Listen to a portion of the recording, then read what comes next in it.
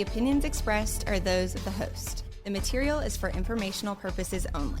It does not constitute investment advice, and it is not intended as an endorsement for any specific investment. Visit crestmontpw.com for more details. Welcome to the Ascent. This is Sam McGee with Crestmont Private Wealth, and we have offices in Houston, Texas, and in Boerne, Texas. And today I have a very special guest from my alma mater, Texas A&M University, a proud Red Raider, but also a doctor, a PhD in finance and financial planning. Nathan Harness, welcome to the show, Nathan. Thank you so much for having me. It's a pleasure. Nathan Harness and I met a few years ago, and I was fortunate enough to attend one of his annual financial planning conferences at Texas A&M, which is now a major. And he has grown this program from something that was kind of a mustard seed into something pretty big. And Nathan, would you kind of share a little bit about your journey, your background personally, and also, you know, what kind of got you into this program and where it stands today? Sure. I have 3 small kids at home, and I see some of the traits that are in me and them. My boys are always asking me questions about the value of something. I gave them my old baseball cards from the 80s, and they look at them and they ask me, how much do you think this would be worth? And I see myself when they ask questions like that. From a young age, I was fascinated with the growth, coordination, structure of money and capital, and coordination of goals. I just didn't know that there was a job outcome associated with that.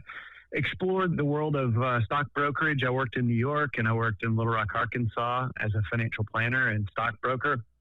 I went back to school to get a second degree in finance with the hopes of going deep dive into analysis. And during that time, our industry was evolving and becoming more holistic, whereas we were an industry 25 years ago that capitalized on our ability to provide access to particular products or services. Today, we've evolved more to provide access to advice. So it's not necessarily the product. It's not necessarily an individual item. It's a coordinated strategy and plan. So I didn't know that at the time, but was trying to figure out how to get there or to put that into a language that I understood. Got a second degree in finance, and I just happened to be at Texas Tech where they have a PhD program in financial planning. I didn't know that that was even an educational opportunity. Stayed in school for a little while, and they gave me another degree, my doctorate in financial planning. So I taught at the University of Georgia, and then I came into the A&M system. Gosh, I guess it's been almost 15 years ago. A&M was interested in creating a degree in financial planning, but they needed somebody with a background and maybe an entrepreneurial spirit to come and create that from scratch. So I was lucky enough to be the person that they tapped on the shoulder almost 11 years ago. My wife and I moved to College Station, not knowing anyone, and were able to find a sense of community centering around a core conviction and a core, really what we have been able to see is values, core values embodied in a student population that I said, this is what our industry needs: respect, excellence, leadership, loyalty, integrity, and selfless service. Doing that well and being able to combine that with a true knowledge of holistic financial planning, I believe would change the landscape of our industry. And so we sold out. We invested heavily. Our family did here in College Station. And I've just had the blessing of serving alongside some incredible faculty and engaging some amazing students to start to see that come to life. So we started a major a little over 3.5 years ago. Started with 25 students. This next fall, so fall 26, we're anticipating to apex, probably hit the top of our growth at about 400 to 450 students, which would make us likely the second largest financial planning program in the United States. So it's been, again, incredibly exciting. We live in a service industry where folks like yourself, Sam, have invested time, talent, and treasure in the next generation and said, there is a need. There is a need for financial advice, and there's such a need that we want to invest not just in our own businesses, not just in growing talent up in our own businesses, but we want to invest in an industry. And fortunately, we've been able to stand at the precipice of that landscape, to be able to send out the next generation all over our state and beyond. Hopefully the excitement comes through in my voice. It truly has been a blessing to watch young adults go out and walk alongside individuals who have been in our industry that have immense wisdom and experience and bring new strategy and new conviction into the financial planning landscape. So that's the 10,000-foot view of the why and the how we got here. And I think most importantly, it's not just what got us here, it's what keeps us here. And I really think it comes back to our mission statement. It's to empower future leaders in values-based holistic financial planning. And I tell a lot of people, if we stopped in the first half of that mission, we've accomplished more than 50% of our goal, to empower future leaders in values. If that's all we did, then I would feel that we had served our student population well. But we have the opportunity to extend the second half of that mission into values that are based in holistic financial planning as well. So what a blessing it's been. It's been a great 10 years and hopefully decades to come. Oh, awesome. So another kind of pivot here, talk a little bit about the shortage of talent in the CFP, the Certified Financial Planning role for our industry, the shortage of advisors as, older advisors are, retiring. Because, I'll just speak from, personal experience, going and hiring a CFP-bound student out of your program or Texas Tech or any of these other really well-regarded programs, it's tough. You've got to establish an internship with them or do something like that in order to really get the cream of the crop. What does that look like today? It's interesting. We live in a state where there's massive just population growth, and we just so happen in College Station to live really in the center of a lot of that. Approximately 3/4 of our state lives within 250 miles of College Station, Texas. So you're talking about upwards of 22 million people in the state of Texas. I've heard it said, I haven't fact checked it, but I've heard it said that upwards of 1,500 people move to our state every single day.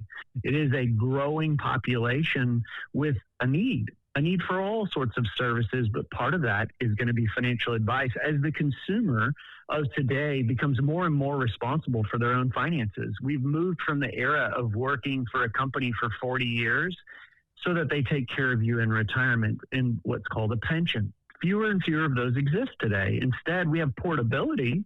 We probably have 3 or 4 jobs or more across our lifetime, but we're now responsible for our retirement and all sorts of complex financial decisions. Thus comes the need for financial planning. On top of that, like many other industries across the United States today, we have an aging workforce.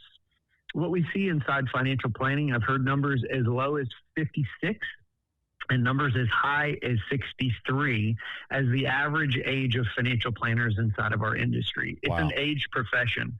To put it into perspective for CFPs, Certified Financial Planners, there are to this day, more financial planners over the age of 70 than below the age of 30.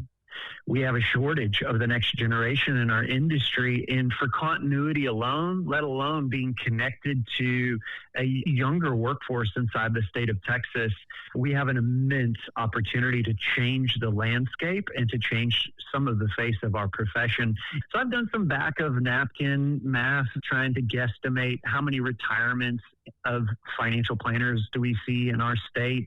It's hard to forecast, but I can tell you my back of napkin estimate is that every single financial planning program in the state of Texas producing at 100% capacity does not even meet the number of estimated retirements in financial services on an annual basis. So assuming zero growth of population, just retirements, we have a shortage in the number of people who are graduating to come into our industry, which means that we don't just exclusively need 22-year-olds coming in. We also need career changers. So if you're listening to this and maybe you have always had a passion for this side of the industry, know that we are in an industry that's hungry for young adults, but also for people who have an interest that say, you know what, I might want to career change at some point in time. Even here at Texas A&M, we teach a certificate graduate program to help people transition into an industry like ours. So the opportunities are immense. And as you said, it ends up being a market where young adults are in a different position than I was whenever I graduated in 2001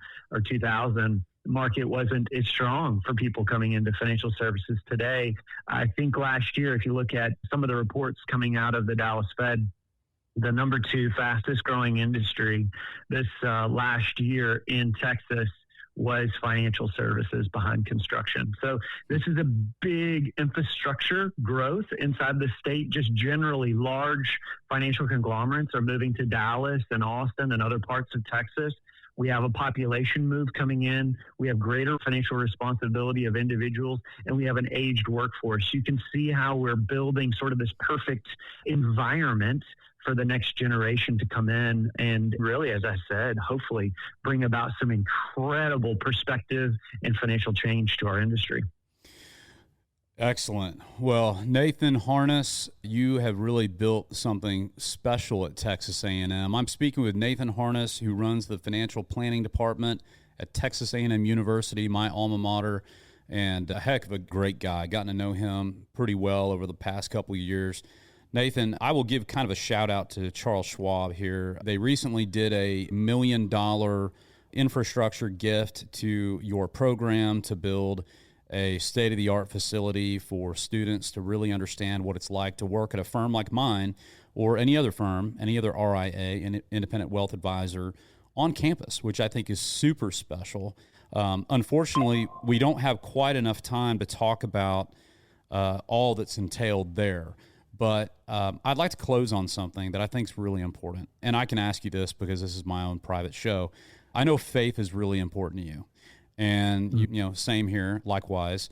And you sent me a picture of Cole Gentry some random day. And a lot of people that are listening to this, in Bernie especially, know who Cole Gentry is. I mean, he's kind of a local football folk hero and just all-around good guy. He was my son's Bible study leader, just a really neat guy. Tell us about your relationship with young men on campus and what you do there and how that involves with your faith. Yeah, thanks for asking that. You know, my wife and I came here with a core conviction to invest in the lives of the next generation and people seeking to know the origin of truth. A question I ask all the time is, do you align with the core values of Texas A&M? And I hear it quite often, yeah, it's part of the reason I came here. And my second follow-up question is, where do those come from? What's the origin of those values and convictions that we have in our life? So we've been able to band together with an incredible group of young men and women here at Texas A&M. I've had the pleasure of serving as a faculty advisor to an organization called BCA, the Brotherhood of Christian Aggies. And in that, I was just talking about it this afternoon with my men's Bible study. You know what I get to see? And maybe we'll end with that, is I get to see a generation that's going out in the world as a truth seeker that has zeal and excitement for what the Lord has for them in their life. And I can tell you now, closer to the end of my life than I am at the beginning of my life, as somebody who turns on the news on a daily basis, that's not what I see. I don't get to see at the granular level a generation who doesn't just have core convictions, they are living them and they understand the attribution of them, where they come from. I'm telling you, I get to be around those young adults on a daily basis, and it has made my life full and meaningful. So we're at Texas A&M, of course, to teach financial planning, to invest in the next generation. But you know what? Somewhere along the way, I found that they're investing in me, that they are helping my wife and I and my children to continuously realize the goodness that the Lord has for us and how it's not just for the older generation. There's a generation behind us that lives with the same convictions, and they are impacting the world around them in amazing and immense ways. Excellent. Thanks for the opportunity and for dog whistling the gospel too. I literally just left my men's Bible study and I was like, hey, I'm going to be on a podcast with a friend. And they're like, who is it? What is it? What's going on? And cool. I told them a little bit about you, and we just got to talk about the Lord. And a lot of these young adults want to go potentially into full-time ministry, which is fantastic. But I told all of them, I said, every single one of us are ministers in the gospel, and any place that the Lord places us. And for me, it's a college professor. For others, it's a financial planner. So thanks for bringing that up and allowing the dog whistle out there of letting people know that the gospel is alive and well at Texas A&M. What is it? Jerusalem, Judea, Samaria, and to the ends of the earth. That is about as close to a mic drop as I think I've had on the shows. Nathan, thank you so much for being on the show, sharing some of your wisdom, some of your background, what you're all about.